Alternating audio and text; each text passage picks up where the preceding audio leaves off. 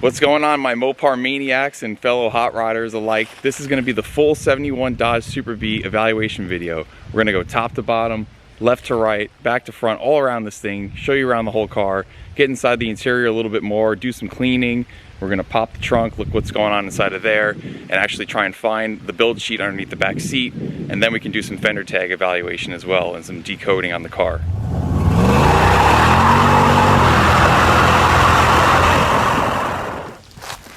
Let's get her uncovered, start getting to work.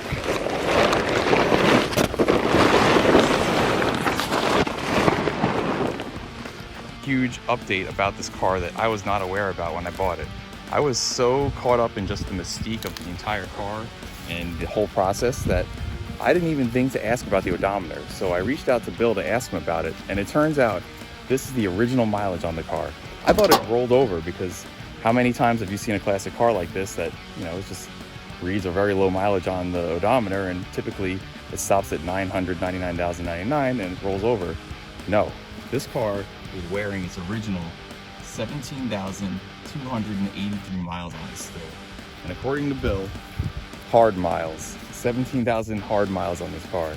How cool is that? Like, man, just keeps getting better with this car.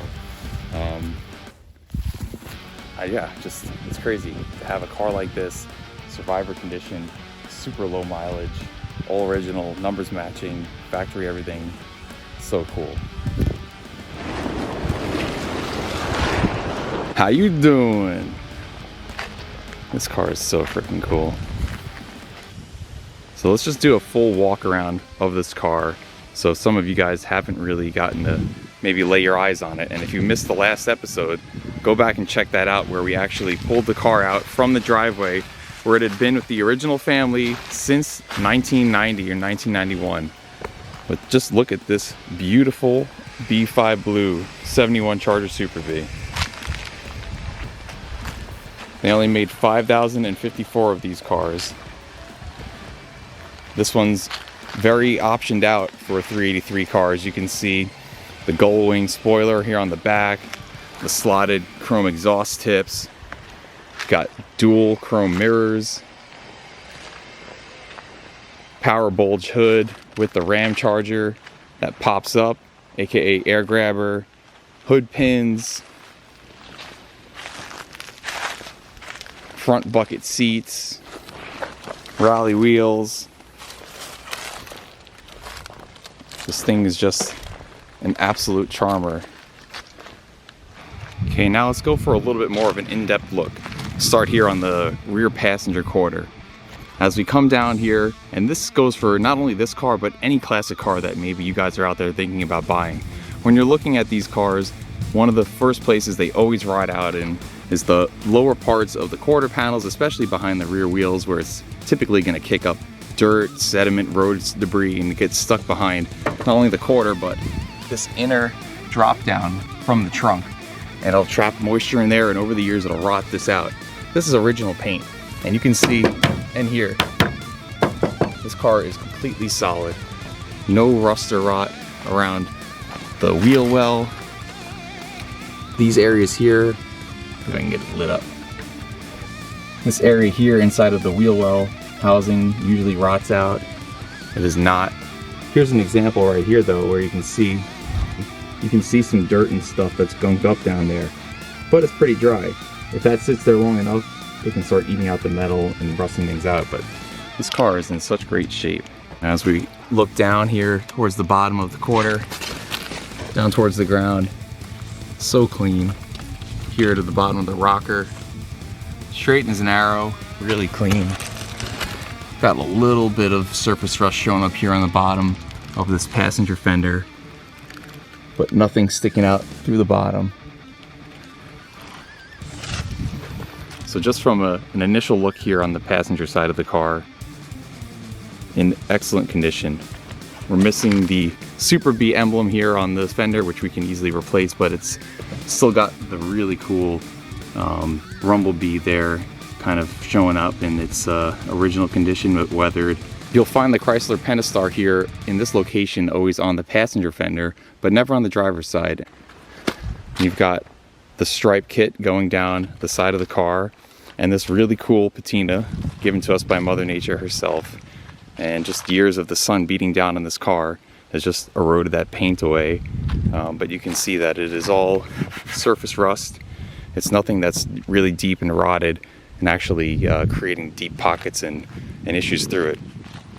This line right here is where the factory does lead work, so you'll usually see a little bit of a discoloration there because the lead will kind of age with the paint differently than the steel around it. Rear window corners, this usually gathers up moisture here and rots out this Dutchman panel or deck filler panel, but you can see that this looks really straight. Usually guys wind up drilling holes through here and they tap in screws and whatnot, and that has not been done here.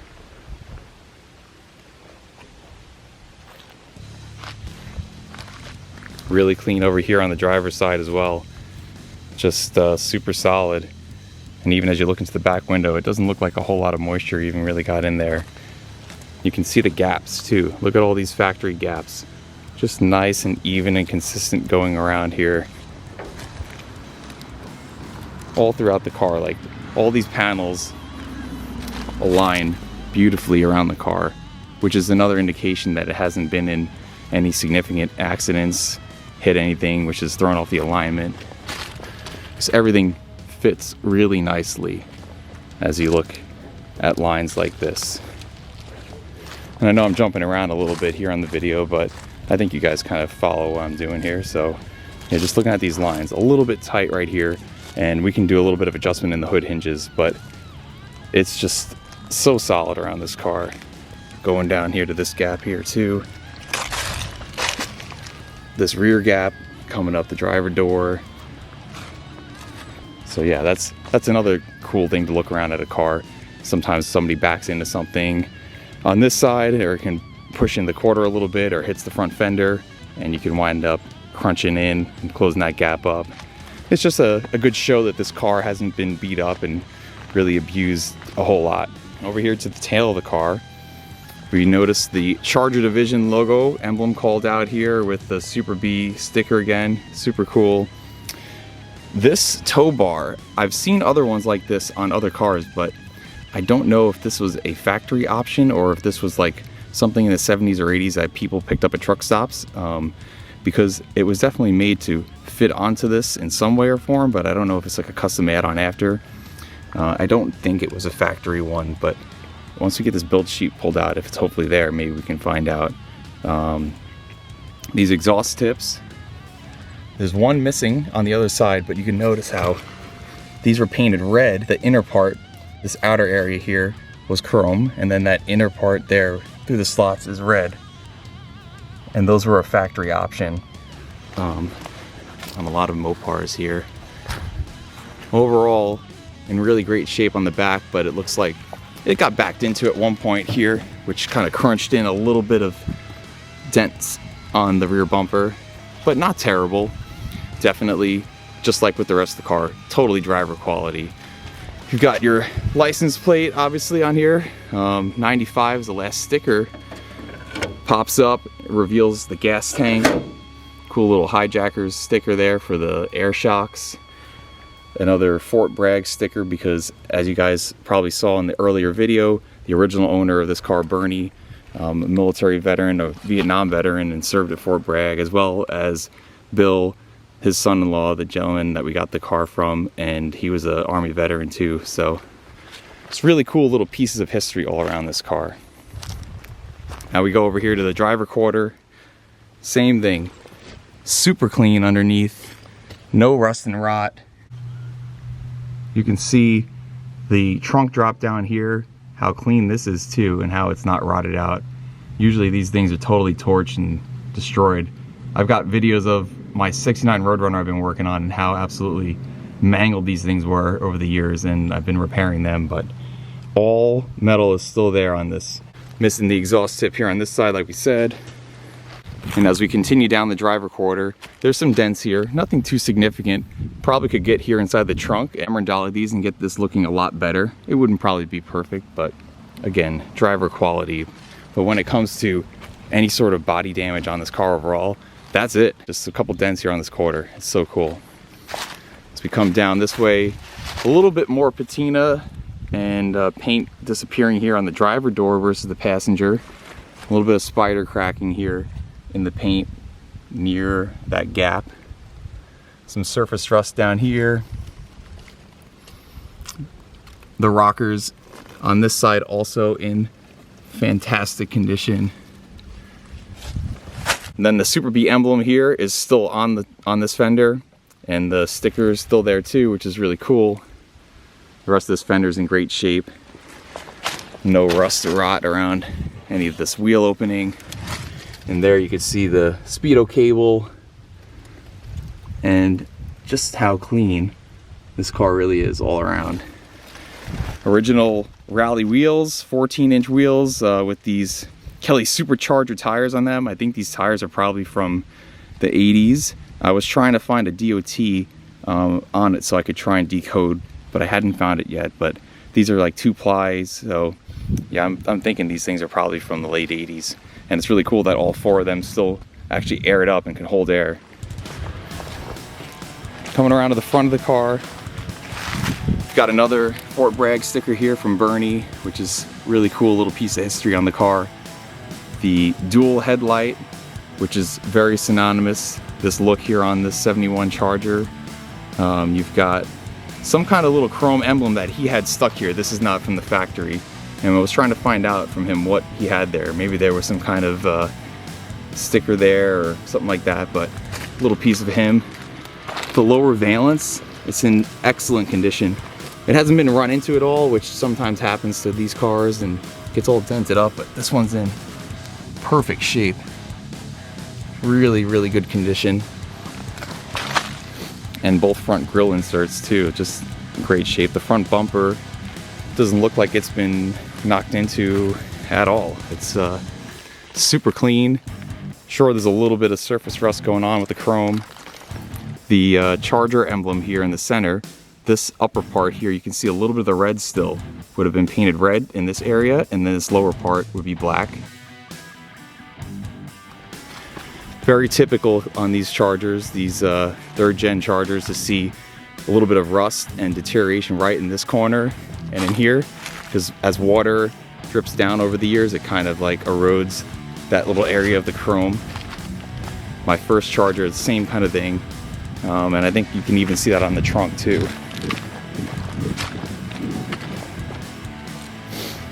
Yeah, same thing here. It'll drip down here and kind of wear out these corners of the chrome, and you'll typically see that on any sort of Survivor or older Charger that still has the original chrome on the car.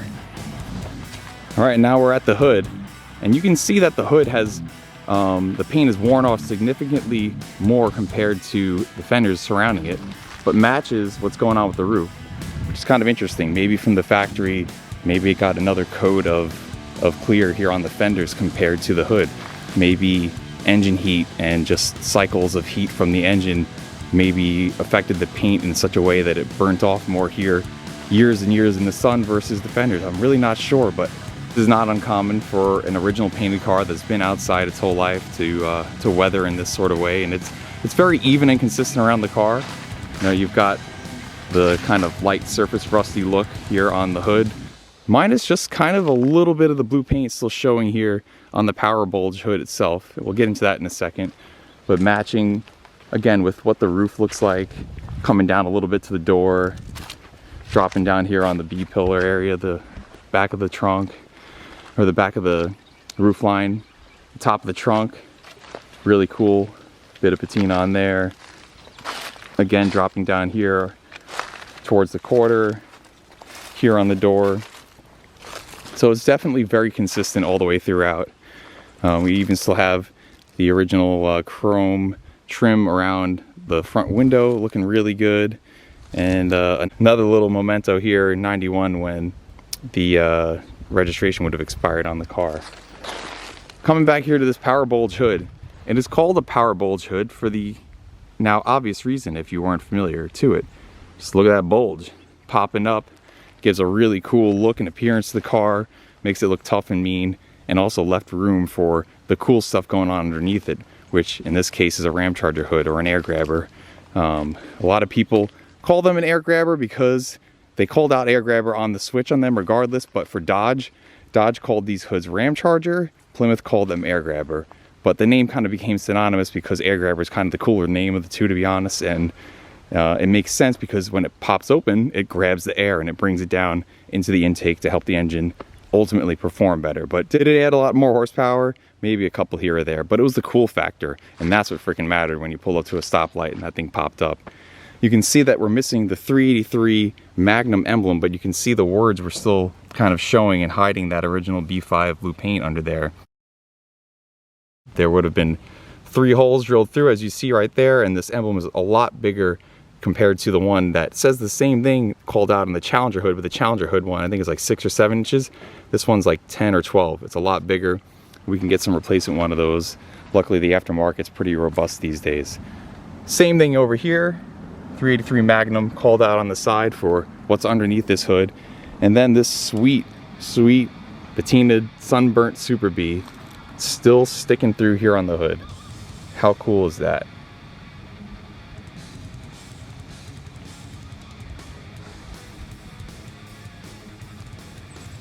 That is just so cool to me.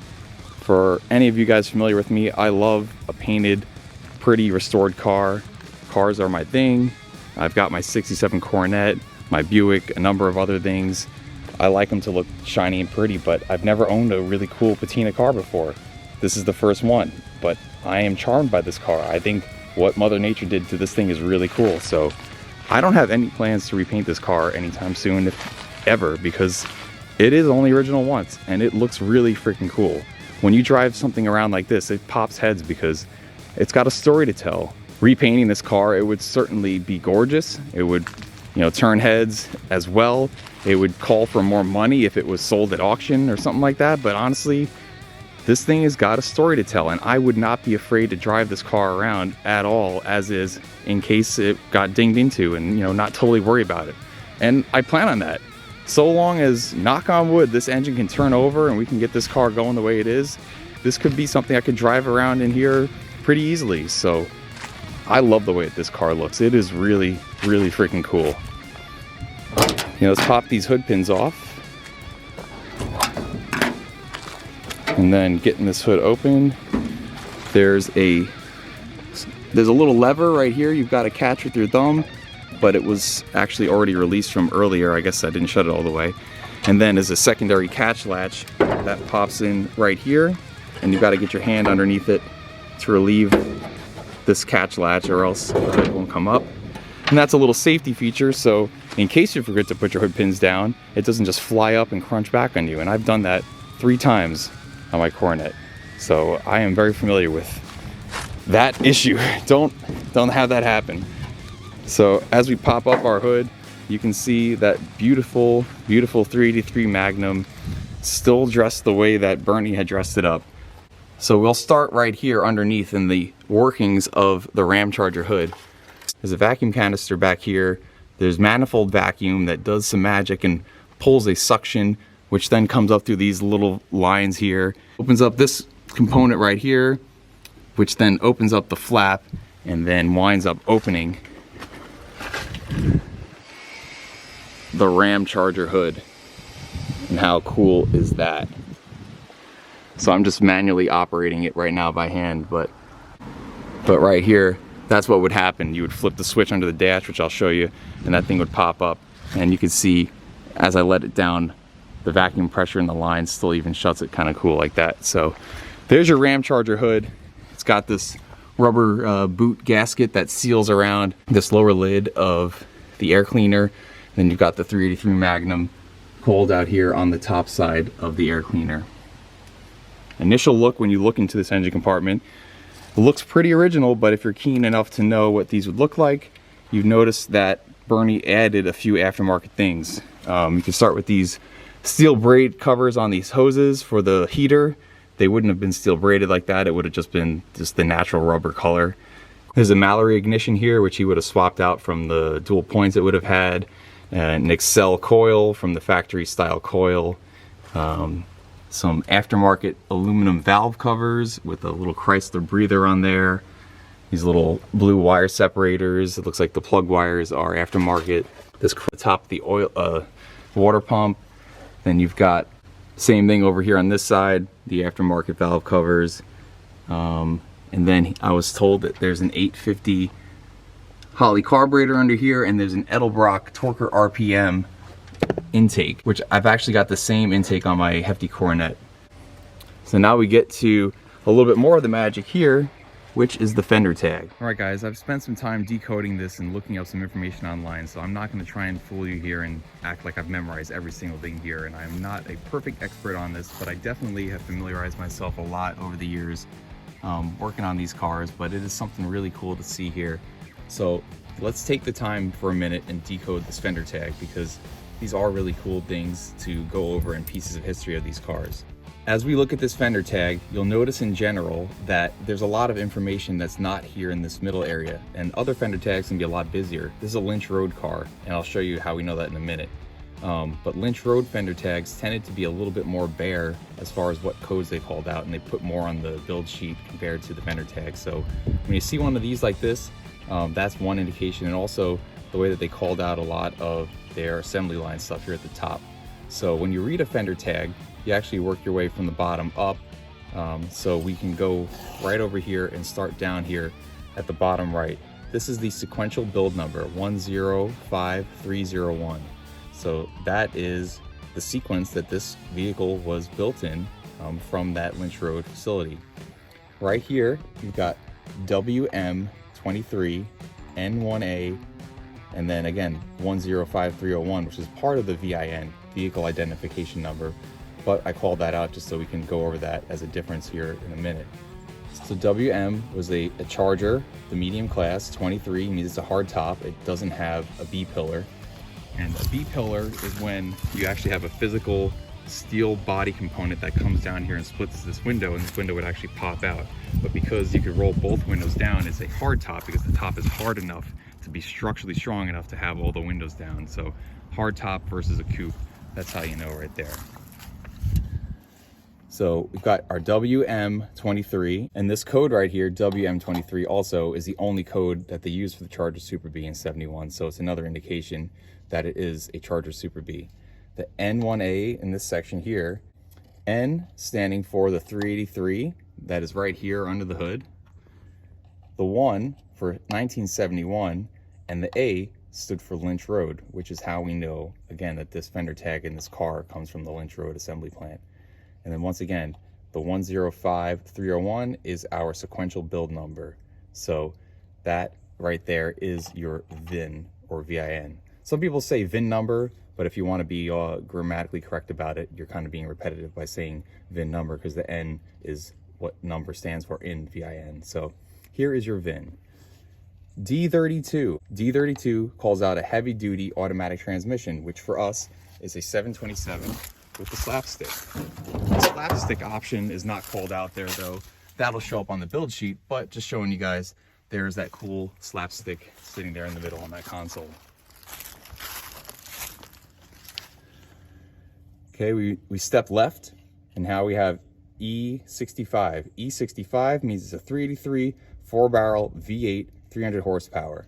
So you've not only got the vehicle engine displacement called out here with the N of 383, but now you got a little bit more detail here, 383, but also talking about its horsepower, the 4-barrel, in that code right there. So that's the second time we talk about the engine size in this fender tag. Now we take a step up. This one's a little bit harder to read, and if I were to take this fender tag off, a cool trick when you can't really read these and these get worn out is you actually pop them out. The backside, these are stamped, so these numbers are embossed, sticking up. You could feel the ridge of them on their finger from the top side, but on the underneath side, they usually stay in really good shape, and you can actually read these very well. I haven't pulled this off yet because I'm pretty sure I can read what's going on here. We've got a 016636, and what this is the order number for the vehicle. So this is sequential build number, this is the vehicle order number, which would have been associated with when that order was placed, either from the dealership, the owner, and in this car's particular case, Bernie bought it new off the lot. he didn't order this car, so the dealership that he got it from there in Fayetteville probably decided to option it out the way they did, and that's when this thing was made. So this is the unique order number associated with the car, 016636. All right, now we step left, 827. 827 calls out the build date of the car. 8 standing for the month of August, the 8th month of the year. 27 for the day of the month. So on the 27th day of August, 1971, called out by this one here, that tells you that's the day that this car was certified as built by Chrysler here. Stepping left once again, we have CB7. So CB7 stands for the interior paint code. B7 is actually a very pretty shade of blue, but it's slightly darker than B5 called out here. So the whole car that you're seeing is showing in B5 blue. And you notice when you get into the interior, there's a somewhat two-tone option going on in a way. You've got the door panels, lower and upper, a little bit different. The dash is a little bit darker. So that's calling out the B7 part that they used here to kind of have a little bit of a two-tone play inside of the interior. C6B5, that tells us that this is a Charger with vinyl bucket seats that are blue. Charger, vinyl bucket seats, B5 blue. And then you've got, again, this is an interior paint code to its right. Stepping left, this is CB5, which is our lower paint for the body of the car. So you've got B5, B5, and then B7 a little bit thrown into the interior. And B5 blue for a 1971 Dodge Charger was actually known as Blue Fire. So Plymouth called it bright blue, but Dodge called it Blue Fire. So same color, laid out the same way, but between the two different divisions, they had their own fun names for them, kind of like Inviolate for Plymouth versus Plum Crazy for Dodge. And when we said earlier about the air grabber hood, Plum Crazy became such a synonymous name that was so popular and so well known that everyone called an FC7 car, which is the color code for either Inviolate or Plum Crazy, a Plum Crazy car. The same way that people will call this an air grabber car, even if it's technically, like we showed you before, a Ram Charger, which is called out on there. So that's a little fun note right there too, that this is actually EB5 Blue Fire, because that is the full code right there. So now we take another step up. N96, this is a significant code right here. The fresh air grabber option right here, pulling that sweet air right in through that intake that we talked about before. Now we go a step to the left. We've got C16. C16 stands for console wood grain with buckets.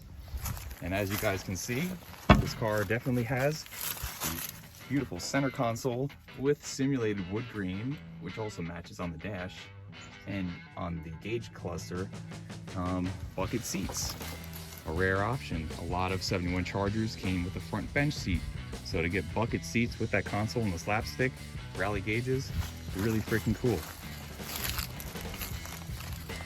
After C16, you've got a lonely U hanging out here by itself, and that U stands for United States of America, baby, the greatest country on the planet. This right here tells us it was built for the United States, because sometimes these cars were actually built for Canada. So you would have had a C right there. Pretty cool to know that. Stepping left one more time, you've got CB5, once again, the upper body color. So upper body color, lower body color. Upper body meaning the roof, because sometimes these cars were given outfitted with a vinyl top. So we would have got a different code for that. But the upper body, the roof, the lower body, everything else beneath it, all called out the same way here. It is a B5 Blue Fire car through and through, until you get obviously a little bit into the interior. But so these codes here, B5 upper body, B5 lower body, interior trim, and then the interior paint. That's it. You've got 1, 2, 3 rows of info here, and then there's a whole void of nothing right here because it's a Lynch Road car. And then we get to our top line. This right here, 20116. So this right here is stuff that was assembly line information. The 20 stands for, it was the 20th assembly gate that this car would have run through at the assembly line. So that's what that part of this number stands for, the 20. The 116, that is a code for the car's number that it passed through that day on that assembly gate. So these numbers started at 101 would have been the first car of the day, 102 would have been the next car of the day, and so on and so forth. So this car right here being 116, you just look at the 16 part of it, and that tells you this is the 16th car to be assembled on that day of August 27th, 1971. Step right, 105921. So 105921, this is the sequence line number of build. Remember we said earlier, this is the sequential build number as part of the VIN, the sequential line number of the build. So this is where they started the vehicle down the sequence line within the assembly plant, which is a little bit different of the overall final build here of the sequential build number. So this is where the body is still coming through body in white before it's actually given the VIN. This is just the initial part of this car.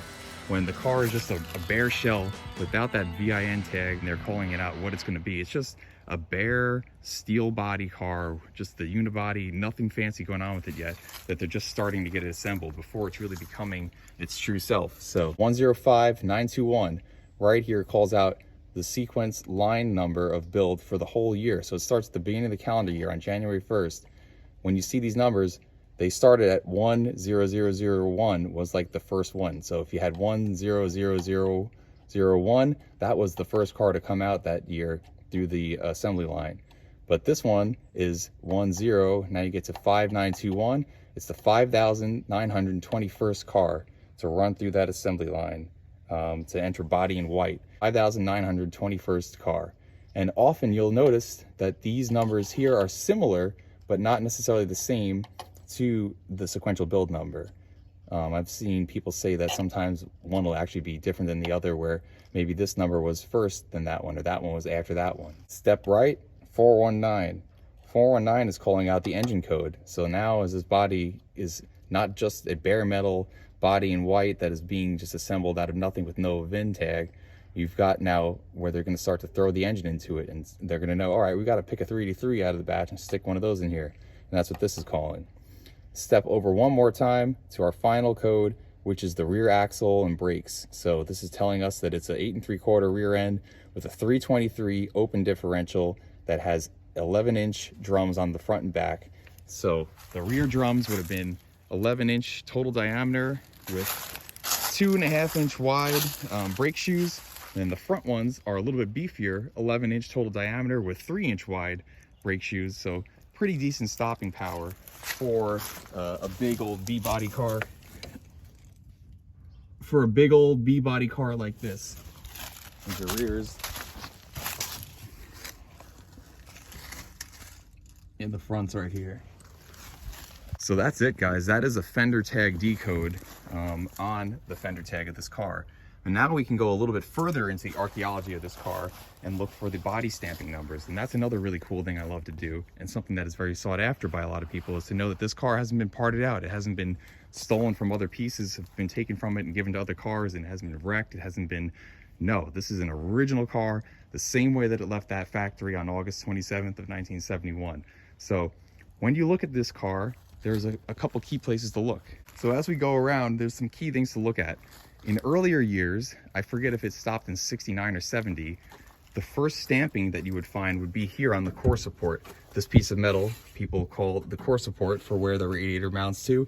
And it's usually right about here, this vicinity. You would find the sequential build number portion of the VIN, not the whole thing. It's not gonna have the WM23N1A, but this last part here, the 105301, that number right there, that 6-digit code, you would find right here. However, in 70, 71, I know for sure because this car has it, but I think maybe in 70, they started sticking it up here actually by the cowl.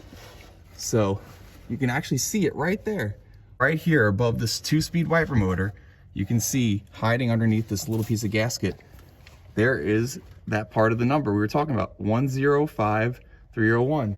So that is your first indication from the front portion of this car that this is an original numbers matching car to the VIN with that 105301. Step over here to the window. We're looking through the front glass. So here we've got the actual tag in the front window, WM23N1A 105301. Clear as day, still matching up. And you can also tell that those factory rivets haven't been messed with because they're not discolored. No one's tried to pry this thing out of there. And usually you'll even see people kind of wipe them off, and sometimes the tops of the numbers will kind of get shiny because it's an aluminum piece, but No, it is still left there untouched. So 1, 2, 3 places were already matching. Come over here now into the door jamb, driver's side door for 71 and 70. You've got a sticker here. And you'll notice though that this one's kind of got some blue color to it. It looks like at some point there was a little bit of a repair somebody had to have made because it's got some blue overspray. And that blue overspray I've also noticed is up here. Look really closely on this wire that's kind of routed through this hole, which I don't think it should have been in this hole anyway. You see a little bit of blue paint right there. I can also tell a little bit of differentiation in this paint right here. And again, some paint on some wires. So maybe there was a little bit of rust going on here under the battery tray. I was told by Kim, Bernie's daughter, that he moved the battery into the trunk. And so maybe when he popped it out, there was a little bit of rust, because this area, this ledge, always seems to rot out on Mopars because you've got the battery here. Something about the batteries and the way that they pull energy and water sitting here over the years just really rots these out. So maybe they did, you know, a little bit of a spray touch up. This is your baby, your pride and joy, and the paint's starting to fade after owning it for 10, 15 years. I don't see why somebody might not want to do a little bit of touching up. Maybe they scratched something here in the door jamb and they got some overspray, but nonetheless, this tag definitely is still original to the car because WM23N1A105301. Once again, interesting thing though is that you can see on August of 1970, they're calling out the manufacture date for this car. We know that this is true to the car because that VIN is showing right there. So you've got the 4th location for the VIN. Update, I was talking to my buddy Scott, and he actually corrected me and said that this is okay because the 8 of 1970 means they built the car in August of 70. The way I read you guys out the fender tag, he stated that 8/27 was August 27th of 1970. It's a 1971 car, we know that, but they actually built this thing in 1970, not 1971. So that's where that little inconsistency lies right there. Car is actually built in 1970, August 27th of 1970 for a 1971 model year car, which definitely makes sense. So there's our little mystery solved. Now let's do something I've been wanting to do since I got the car, is pop open the trunk. I haven't actually looked in here yet to see what's hiding. And like I was saying up front, Kim told me that Bernie had actually put the battery in the rear of this car because apparently back in the 70s, 80s, back in the Fayetteville area, people were going around stealing car batteries from the car. And as you saw out front, all you've got to do is actually move that lever over and then pop the hood release. You didn't need to be inside of the cab of the car to actually open the hood. You can do that all from those front mechanisms. So you could probably theoretically go around and steal everyone's car batteries that you wanted in those days. So he relocated the battery back here to avoid that happening. So let's see what's going on. Oh man, wow. Guys, this is crazy. I have not, since I bought this car, opened this trunk. I can't believe what I'm seeing right now. Take a look at this. How cool is this? Holy crap, look at the condition of the paint in here. Just the first initial look. Like when you familiarize yourself with antique Mopars and classic cars in general, you'll almost always find the best preserved area of paint on the car is underneath the rear trunk lid. Just for some reason, maybe because there's not a heat cycle under here like you've got in the engine compartment and the way that air maybe moves here. I don't know, you could find the rustiest, rotted piece of crap car out there and you'll almost always still find pristine paint hiding underneath here. And just look at that B5 Blue Fire paint. I mean, this got clear coat under here, not quite to the same condition it would have had on the outside of the body, but nonetheless, it's still got some shine. We're still shining and shimmering under here, looking absolutely beautiful. You can see where that beautiful gull wing spoiler, which is a very rare option here, and they called it a gull wing because, like a seagull, the little tips of the wings go down just a little bit. 1 year option for 1971, the gull wing. And I think it was 70 or maybe it was 72. I think it was 70. You had the go wing, which came down and curved down a lot more dramatically. You'd see those on some Dusters and some Demons and stuff like that. But here is the gull wing spoiler, and the way that this is just mounted through here, like look at the bolts still. It's just barely even starting to get surface rust on them. Right here, you could see a little call out here with the grease pen from the factory, from the assembly line. There would have been a decal there for probably the trunk instructions that probably looks like it fell off into here, but holy crap, guys, look at the condition of this thing. All right, guys, so there's stuff probably back here that maybe I'm not as familiar with because, again, I'm still somewhat of a youngster, I think, you know, born in 90. I know a lot of viewers out here watching might be a little bit longer in the tooth than me and might notice stuff here that doesn't immediately jump out to me, but man, this is freaking cool. These, if I am not mistaken, holy crap, these look like the original. I don't know if these are original or not for floor mats, because I thought that was the Chrysler, the Charger emblem, but it's actually a little bit different. Looks like they're flags. So maybe these were aftermarket, but nonetheless, that is really cool. So we've got that floor mat there, a really torched one right here. I know I'm jumping around a little bit. And there's the battery I was talking about that Bernie decided to relocate back here, and he actually did a really great job with it. He put like a legit battery box. He didn't just hack it and just like slap the battery in the trunk. So that's really freaking cool to see. This battery, I don't know if I can find a date on it. Let's see.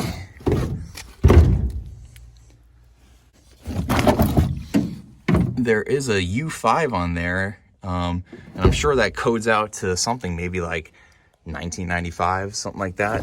But this old calcium hybrid battery is definitely, I would imagine, beyond its days. And you can see it's still even filled there with liquid. This definitely would appear to be the factory floor jack right there. And you got the bottom base piece of the jack and the lug wrench right there. It's part of the jack assembly, which I think would have been mounted up that way. Look at that cool ass fire extinguisher. I don't know if that was a factory option or not, but it's kind of painted to match. Like, that's really, really cool looking. What is this? This is another battery for something else. It's kind of small. Probably didn't go to the car. This is a factory spare. Oh man, look at this thing. Man, look at this tire. I don't know about any of you guys, but I dork out for like old weathered tires, especially on the car. Like, I don't know why. I just think there's something so cool about like worn out old tires and wheels that are on a worn out car. Just the way that they kind of match its you know, age. I don't know. It's just something about, it's like charming to me. I think it's really cool. Like old wheels. I wouldn't put something like this on a shiny car that's done up, but like the original wheels, these rally wheels here are pretty cool. But even like this spare, like it's ratty and kind of Mad Max like. It's just really neat. I don't know if maybe this could have been the DOT code on here. It's a little bit different on these older tires than the newer ones. Just to get a year on this thing, but it certainly looks like it's an old school style wheel here. Yeah, that is just so cool. Again, I know I'm dorking out on a tire here, but yeah, that spare, it looks like it's never been used either. Okay, let's get this thing out.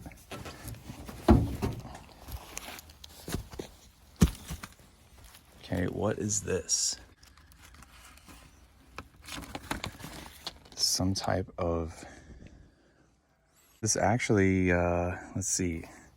These look like they're blanks to like building business cards or something. And it says Wingman Inc. in Fayetteville, North Carolina. So maybe that was a business of his or something like that. But that's kind of a cool little piece of history right there, hiding here in the trunk. This oily old shopping bag. Looks like a can of some kind of, maybe this transmission fluid drained out. Yeah, because it's totally empty. This Spectrum ATF. It's a cool old bottle though. And another piece of some kind of print that was being made. There's some kind of like order thing here. Tuesday, May 20th. City, Fayetteville. Ink, red and black. Tipper knows what to do. So yeah, maybe this was, yeah, this company, maybe it was his company or something. Very interesting. Yeah, there's more of that right there inside. Neat. Some old newspaper. From the Fayetteville Observer of July of 1995. Another little time capsule. Oh man, Braveheart and Batman Forever. That was a killer movie. I loved that movie as a kid. Oh, that's some cool stuff right there. Heck yeah. Cool old service rag. It's like a part of... This probably said my other car is a Harley. Maybe he rode motorcycles. Really, really big, heavy piece of steel or iron right here. What the hell this thing was. That's kind of cool. No idea what it is, but cool nonetheless.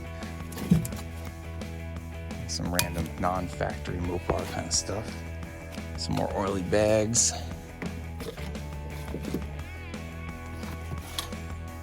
This box here, got some Permatex belt dressing. Little light thing there, spreader. Yep. My other car is a Harley.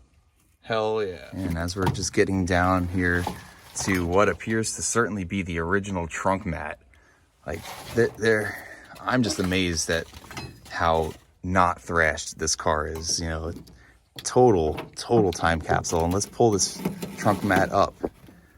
Whoa, look at the paint. Wow, these things are always rotted to hell. Guys, look at this. Holy cow. That is incredible. In here, usually always rotted, all water would come down and sit.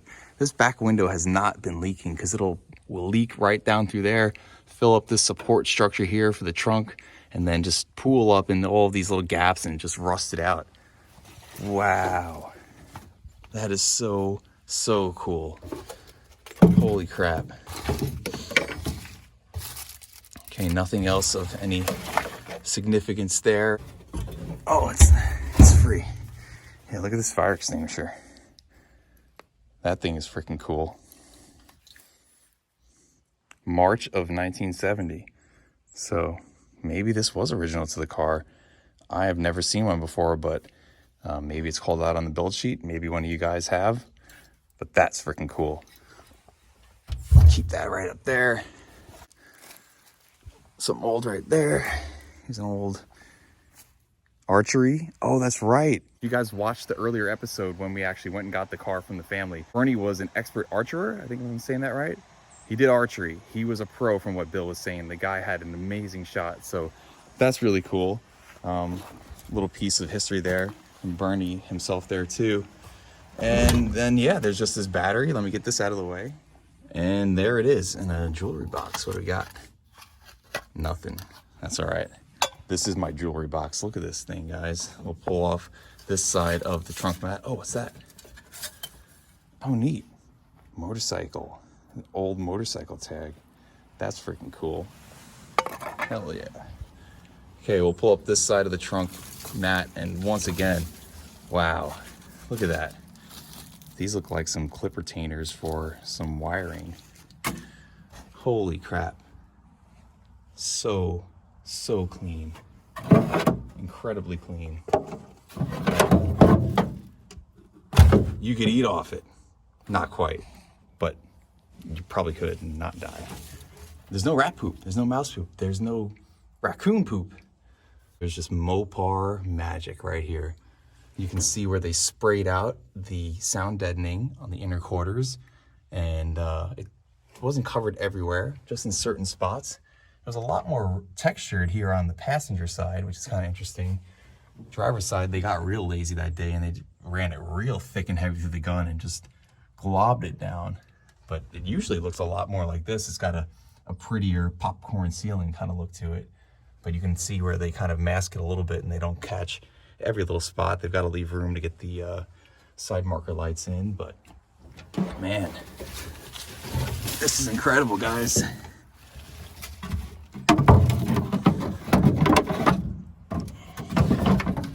And even the way that he went through a body plug here to run the positive cable for the battery. It's not bad. Not bad at all, Bernie. Wow.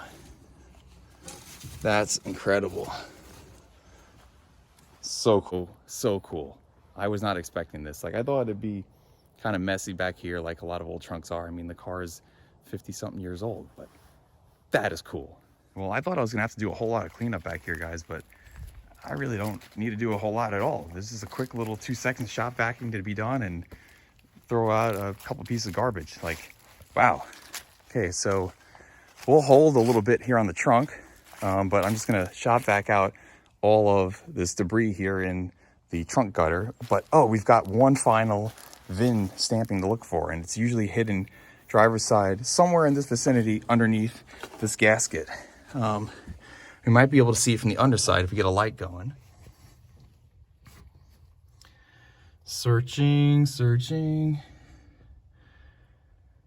I'm not sure if in 71 they moved it, but I know in like 68, 69, 70, you usually find it stamped through this side and you'll see it sticking up underneath here. Maybe it's in a different spot.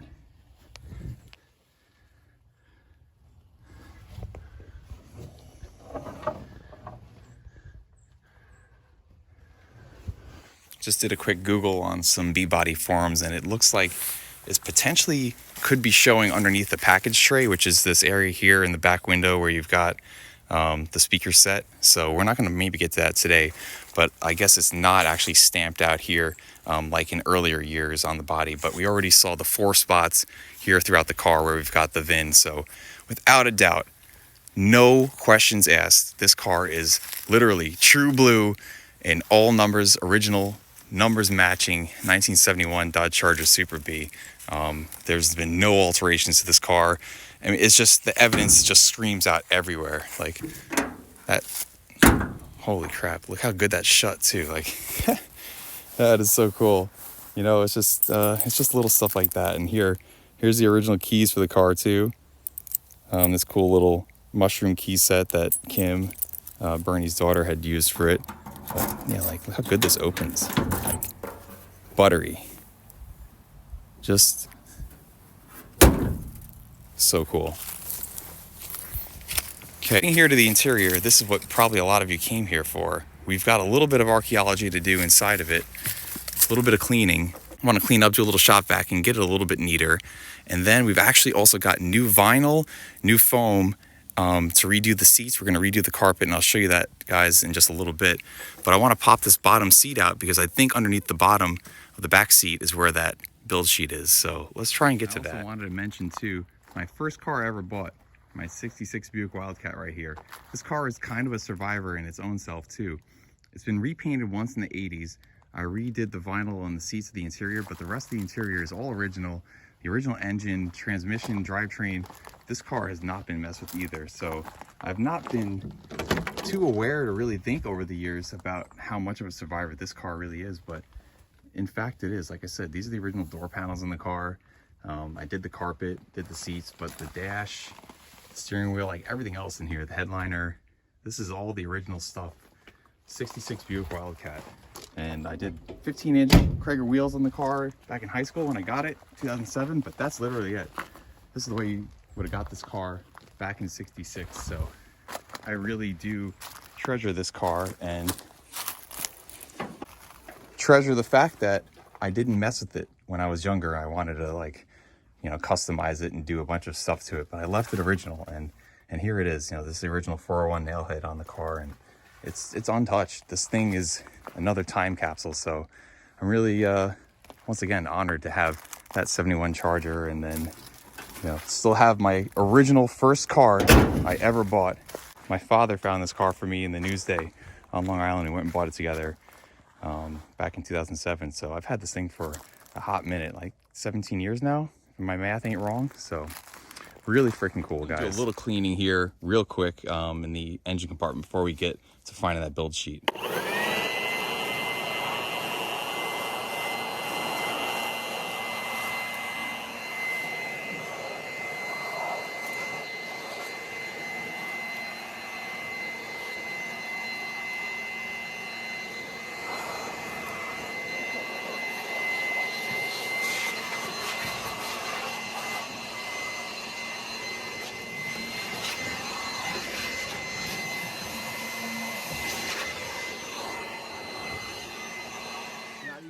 poop and crap really hiding underneath the intake. Like, I'm just still so amazed at how preserved and clean this car is.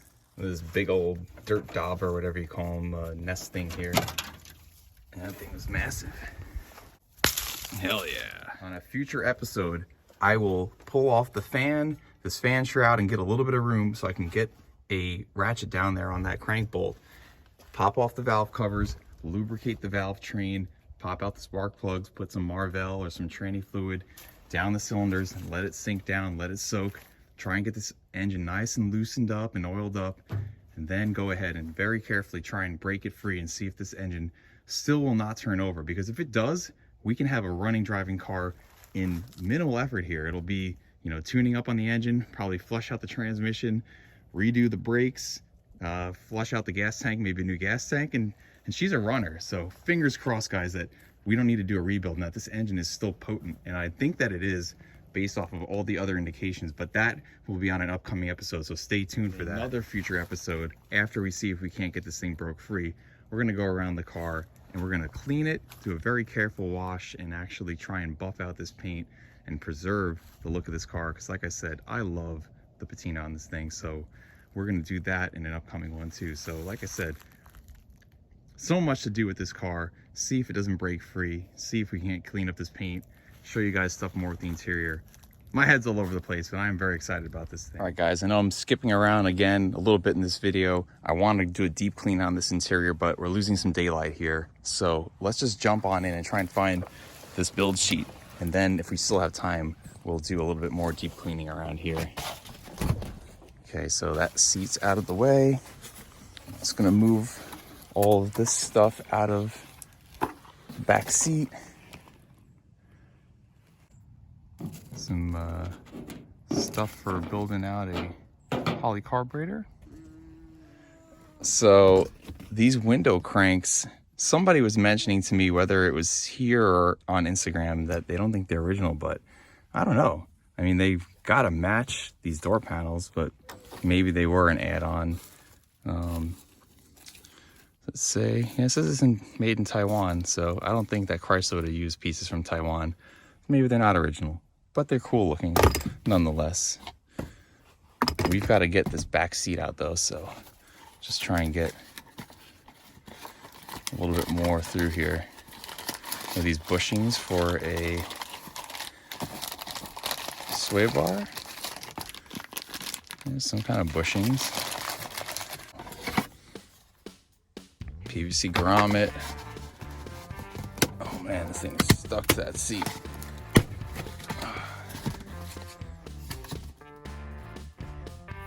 It's dry now, whatever the hell that was.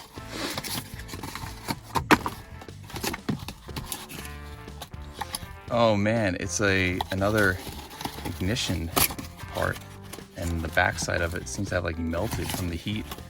It melted out to the seat. That's wild. Oh man. Picking up stuff. Old set of no longer viable jumper cables. Oh man, look at this. Bep? Look at this cool Harley Davidson gas tank cap. That is freaking neat. Okay, so the window cranks, which again I think are not original, but I originally thought they were. But that's still pretty cool. Oh yeah, over here too, right in this door jamb, we've got our tire pressure sticker that calls out the front's at 28, the rear's at 26. The maximum load for it, just another cool little piece of the car's history. You guys can't tell already, I love geeking out on stuff like this. It's just cool, you know. In general, I was a history major in school.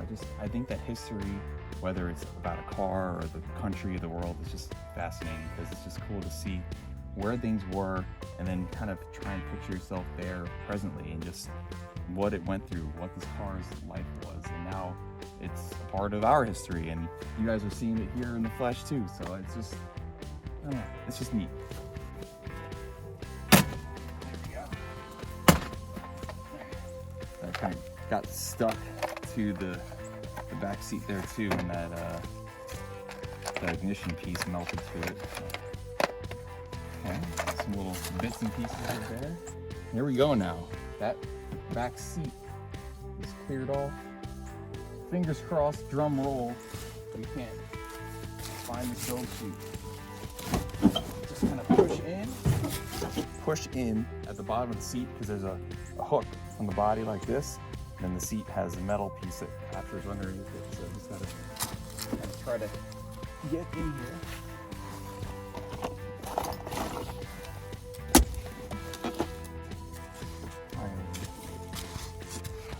What do you think, Odie? That's one side.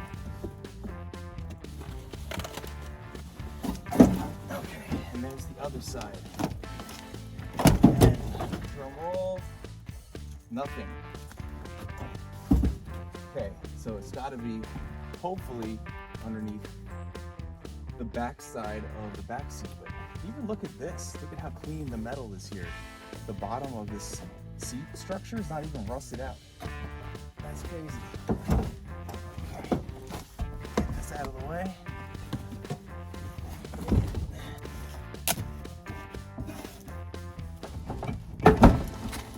And there's two little tabs that drop down on the side of these seats. Just gotta free those. Okay.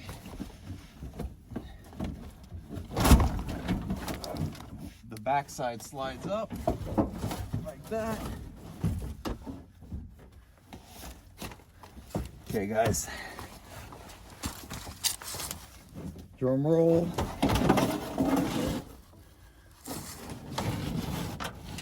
No build sheet. No. Oh man, there's no build sheet. Well, that's disappointing. Wonder if somebody got in there and snatched it out. Currently very angry with myself because as I was monkeying around in here, I pushed down on the armrest and I cracked this thing. Luckily, it looks like I could probably glue it back together, but so annoyed at that. Well, it's very surprising that the build sheet was not back here because this car is so original and documented. But who knows, maybe at some point in its lifetime somebody was messing around in here and decided to do their own archaeology and got underneath and found it. I don't know. It's not there. That's kind of weird. Okay guys, we're not out of the fight yet. I just messaged my friend Scott over in California and he said to pull these top two screws out here on this back cover and it might be hiding back here behind the passenger seat. So let's see if we can't find it. Over here, this old tool set. Oh, nice, cool.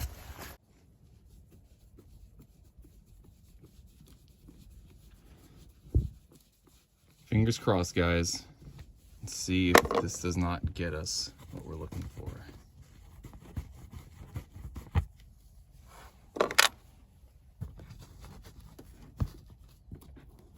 Okay, let's be careful not to crack this, Frank.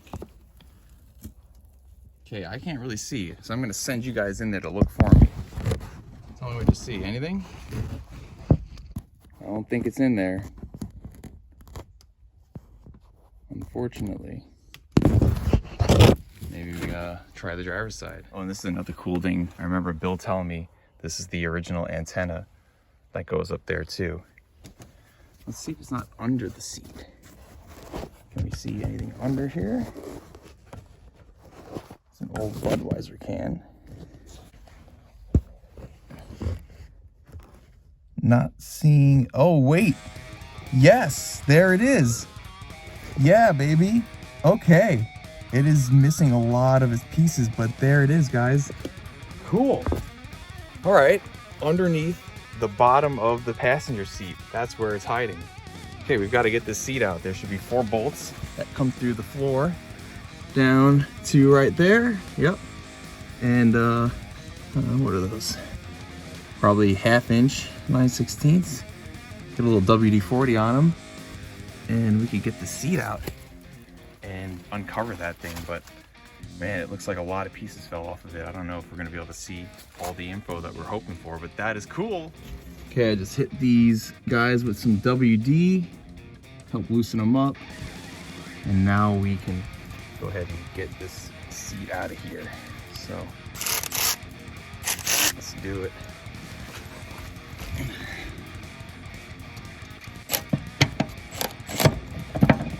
There we go. Nice. And she's coming free already. That's a good sign.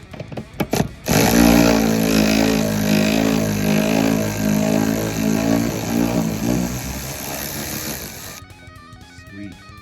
Probably never been taken out. So this is kind of a cool honor to be the one to take out this seat for the first time since 1971 when it was put in here.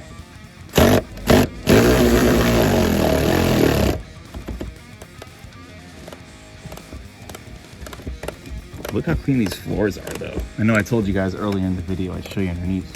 Look at these frame rails.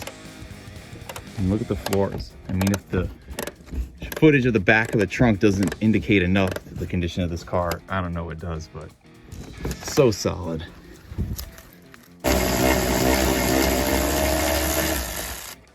That was quick and easy, man. This one's a little bit rusty.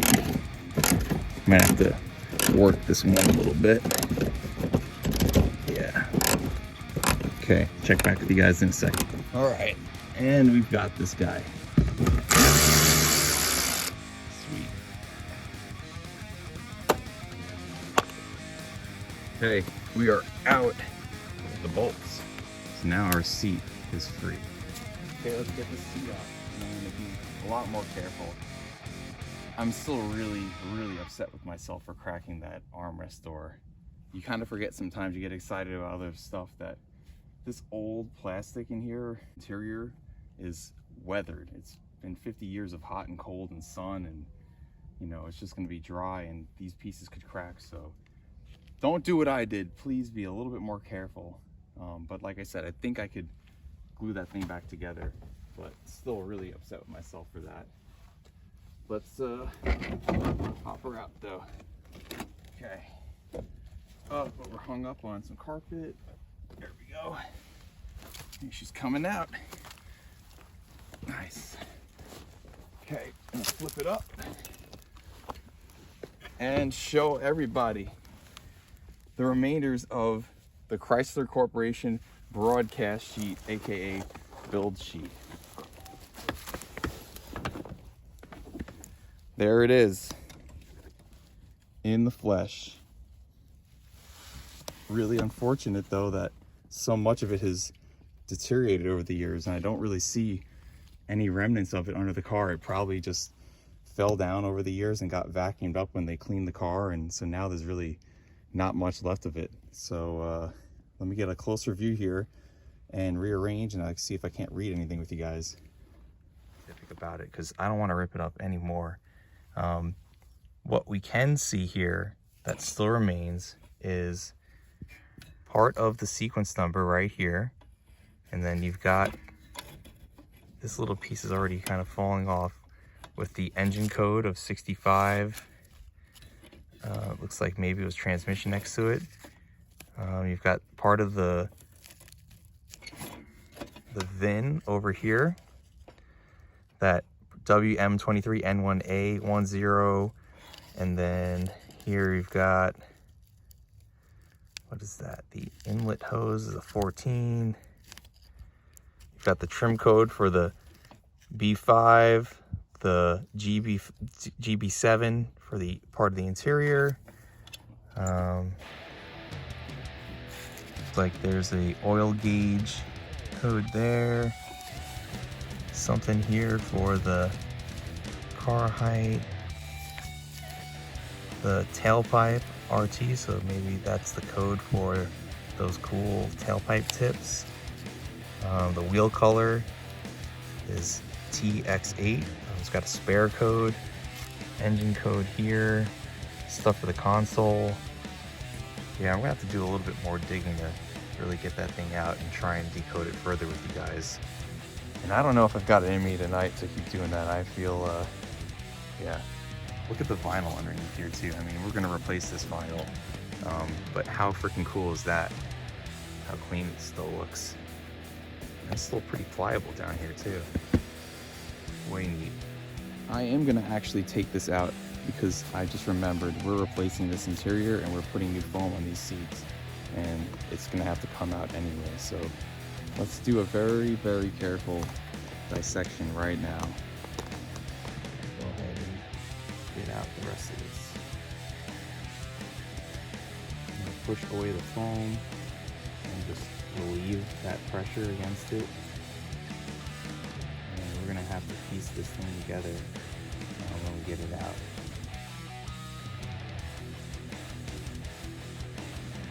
And it's so fragile. It's really fragile. It's falling apart into so many pieces. Just like that right there. Okay, let's I gotta get something to put this on.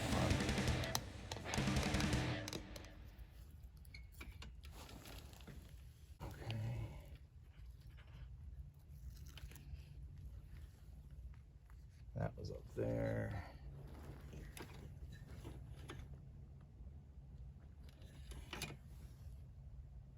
That was there.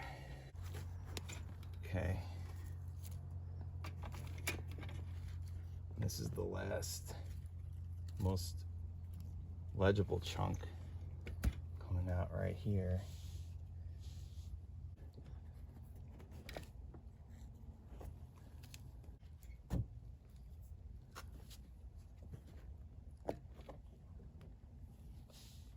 Okay guys, that's it. We've removed the broadcast sheet. It's somewhat organized on here, but I'm gonna have to get this on a piece of paper and get some like packing tape or something, or clear tape, and lay it out really carefully and put it back together as best as I can. But there it is. How cool is that? Again, like, these are always rusted to hell. These will always be rusted to hell. All sorts of surface rust and just like craziness. The paint is still so good on them. I can't believe it. The burlap. Look at the burlap. So cool. So absolutely cool. I also just wanted to share with you guys this awesomeness that we got here from Classic Industries. This is what's going to make the interior on this car look so freaking good again, because I wanted to keep as much of it original as possible, but we definitely need to replace these seats because the vinyl is old and it's ripped, even though all things considered, it's still really good shape for how you usually find these cars.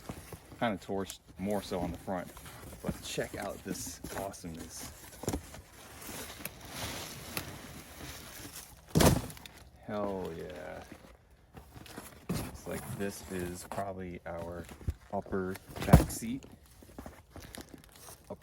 vinyl. How freaking sexy is that? So there we go. This guy right here. Boom. That's gonna replace that.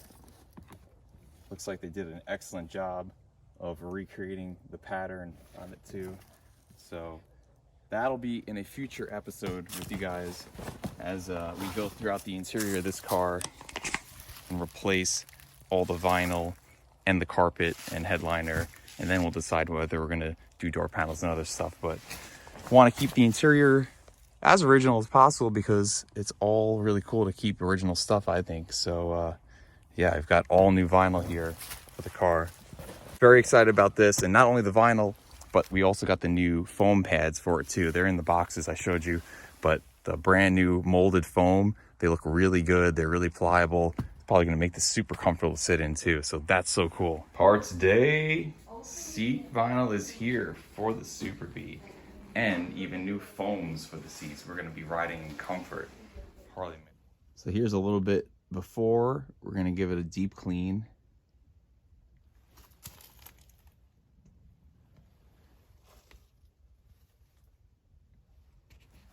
And look at these floors underneath this carpet.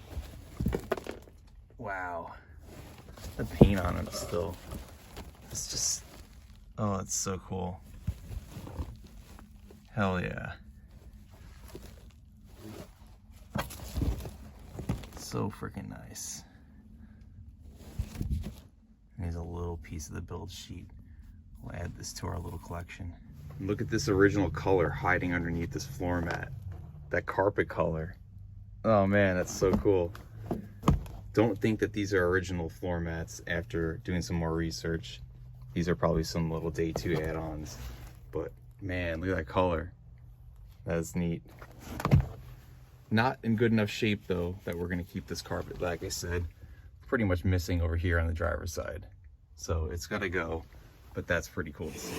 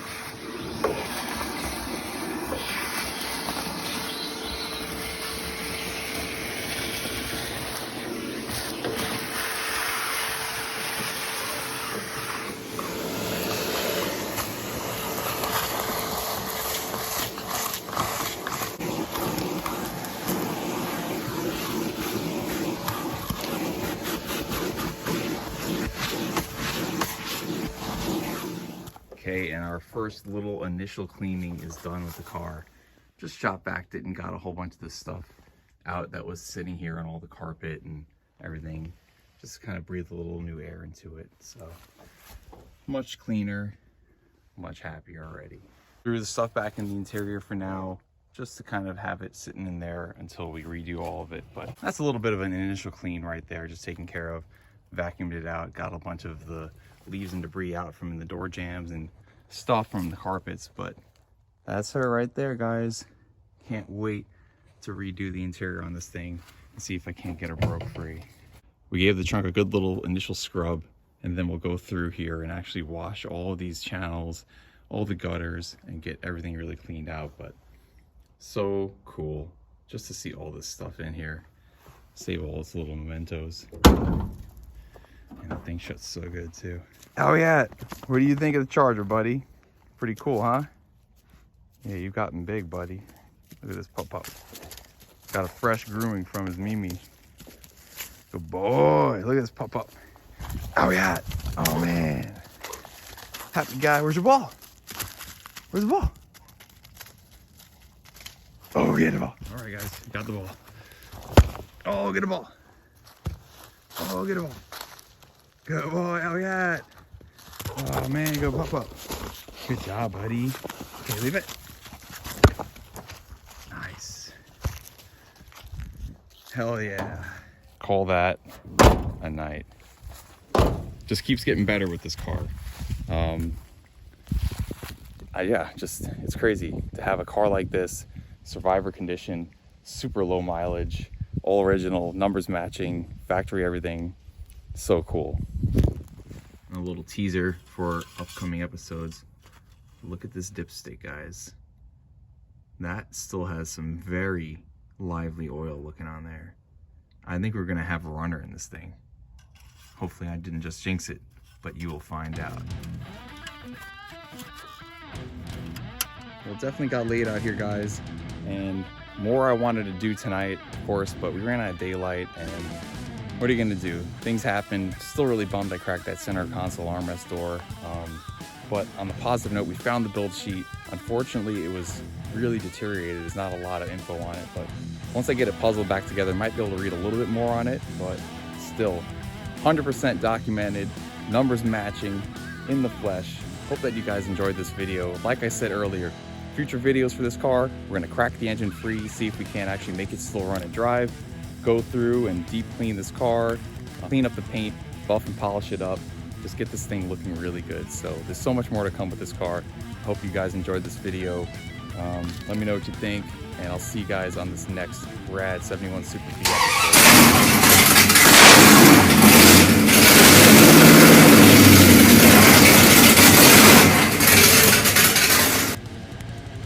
Somebody barked at me. Was that you? Clean up the paint, polish and polish it.